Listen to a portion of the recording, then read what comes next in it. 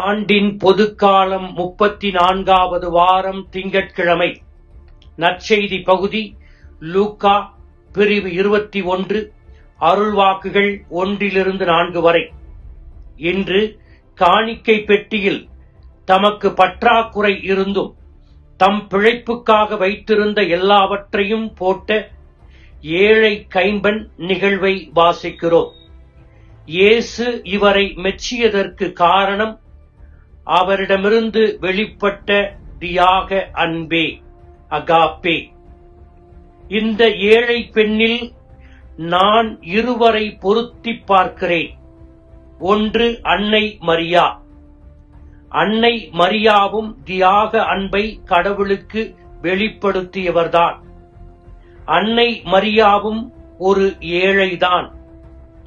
இயேசு தன்னுடைய வெளிப்படையான பணிவாழ்வை தொடங்கி கானாவூர் திருமணத்தில் தண்ணீரை திராட்சரசமாக்கிய முதல் புதுமையில் வளர்ப்பு தந்தை யோசேப்பு இல்லை. எனவே அன்னை மரியா ஒரு கைம்பெண் தான். வறுமையில் வாடிய கைம்பெண் 2 காசுகளை போட்டது போன்று கடவுள் கொடுத்த ஒன்னே ஒன்னு கண்ணே கண்ணாகிய இயேசுவை இந்த உலகத்திற்காக இன்முகத்துடன் தியாகம் செய்து கொடுத்தார். இந்த ஏழை கைம்பெண்ணை போன்று கைம்பெண்ணாகிய தன்னை காத்து அரவணைக்க வேண்டிய ஒரே மகனையும் கடவுளுக்காக கொடுத்தார். கடவுளையே முழுமையாக சார்ந்து வாழ்ந்த கைம்பெண் மரியா, இதுதான் அவருடைய தியாக அன்பு, அகாப்பே. அன்னை மரியாவை போன்று இன்முகத்தோடு நமது பிள்ளைகளை குருவானவராகவோ துறவியாகவோ கன்னியராகவோ அனுப்ப இறை அழைத்தலை குடும்பத்தில் ஊக்குவிக்க வேண்டும். அன்று குழந்தைகளை அதிகமாக பெற்றுக்கொண்டோம். எனவே ஒருவரையோ இருவரையோ அல்லது அதற்கு மேலோ இறை அழைத்தலுக்கு அனுப்பினோம். ஆனால் இன்று நாம் பெற்றெடுப்பது ஒன்றோ அல்லது இன்னும் அதிகமாக போனால் 2 தான். நீங்கள் பெற்று வளர்க்கின்ற ஒரே குழந்தையை அன்னை மரியாவை போல கடவுளுக்கு அர்ப்பணித்தால் அதுதான் நீங்கள் வெளிப்படுத்துகின்ற தியாக அன்பு, அகாப்பே.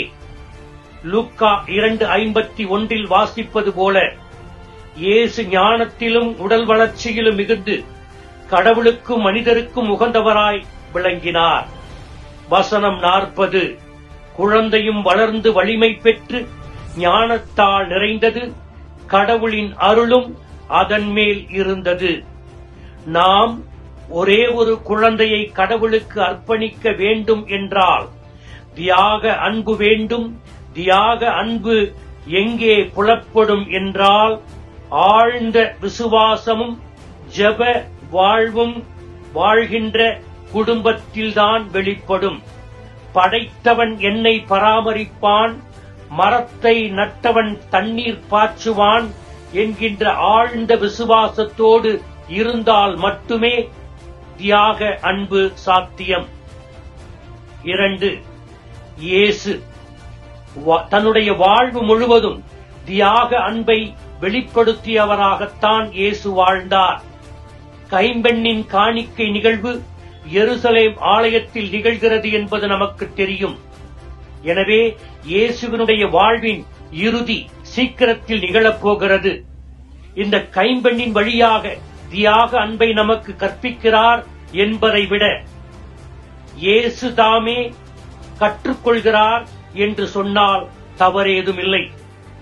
தந்தையாகிய கடவுளை மட்டுமே தன் வாழ்வு முழுவதும் சார்ந்து வாழ்ந்த இயேசு சிலுவை சாவில் தந்தையின் விருப்பத்தை நிறைவேற்றி தியாக அன்பை அந்த ஏழை கைம்பெண்ணிடம் கற்றுக்கொண்ட தியாக அன்பை சிலுவையில் வெளிப்படுத்துகிறார், அகாப்பே.